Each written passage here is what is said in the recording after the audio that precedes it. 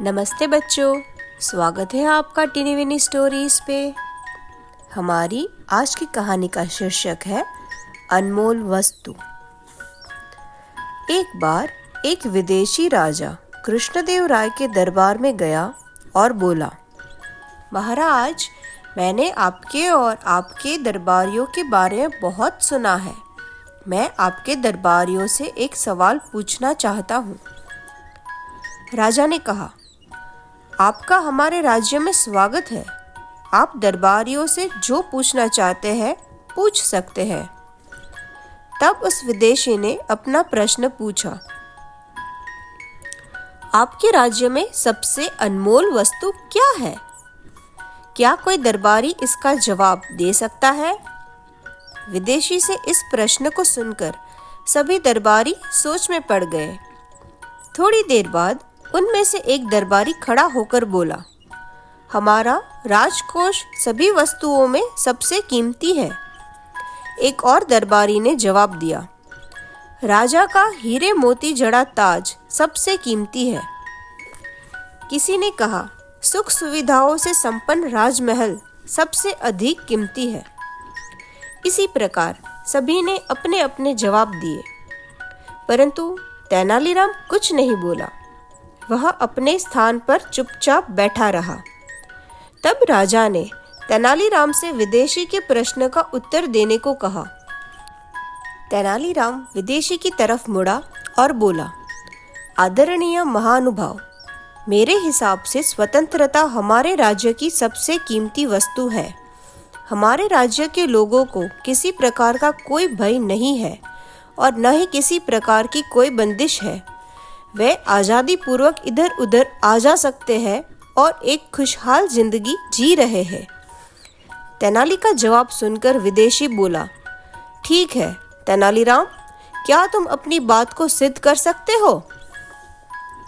तेनाली बोला, हाँ, निश्चय ही मैं अपनी बात को सिद्ध कर सकता हूँ, परंतु मुझे अपनी बात सिद्ध करने के लिए कुछ दिन का समय चाहिए।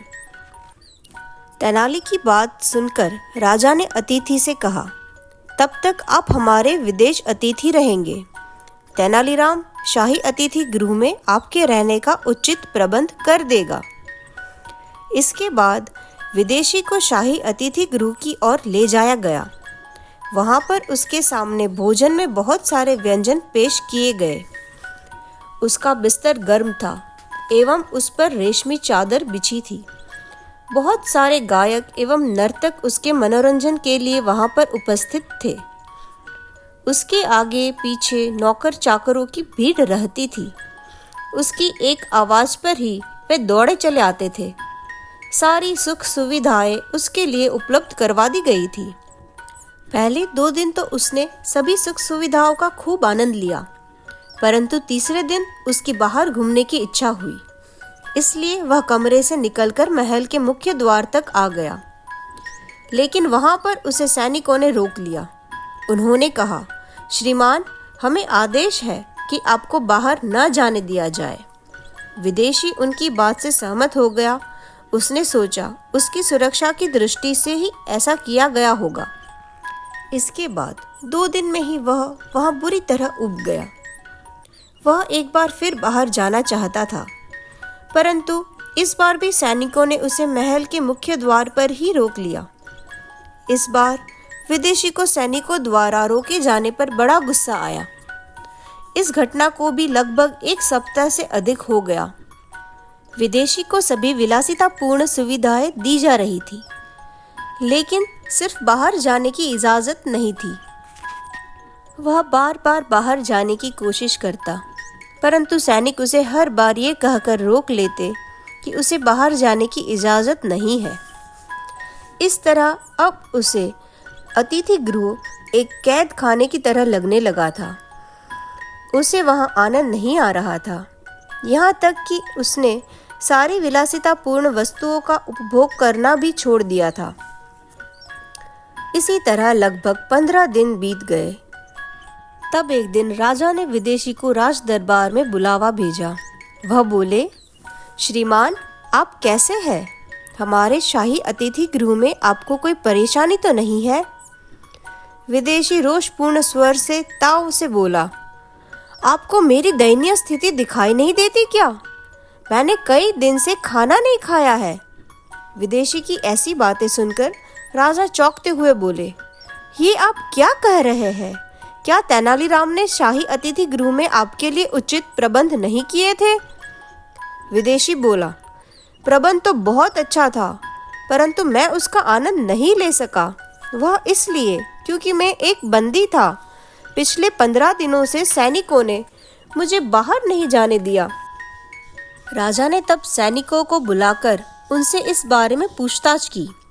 सैनिकों ने कहा, महाराज, हम तो सिर्फ तेनालीराम जी की आज्ञा का पालन कर रहे थे। इस पर राजा तेनालीराम को डांटते हुए बोले, ये क्या अतिथि के साथ व्यवहार करने का कौन सा तरीका है? तेनाली बोला, महाराज, मैं तो वही कर रहा था जो विदेशी ने मुझसे करने को कहा था। विजयनगर की सबसे कीमती वस्तु आज़ादी है। यह बात साबित करने को उन्होंने ही मुझसे कहा था। मैंने तो बस वही किया। उनको बाहर न जाने देकर मैंने अपनी बात को सिद्ध कर दिया। तेनाली की बात सुनकर राजा मुस्कुराए। विदेशी भी उसकी बात सुनकर प्रसन्न हुआ और उससे प्रभावित हुए बिना नहीं रह सका। वह तेनाली से बोला, तेनाली, मैं तुम्हारे बुद्धि चातुर्य से अत्यधिक प्रभावित हूँ। यह 100 सुवर्ण मुद्राओं से भरी थैली तुम्हारा पुरस्कार है। तेनालीराम नीचे झुका और उसने वह पुरस्कार स्वीकार कर लिया। और यही होती है हमारी आज की कहानी समाप्त। कल मिलेंगे।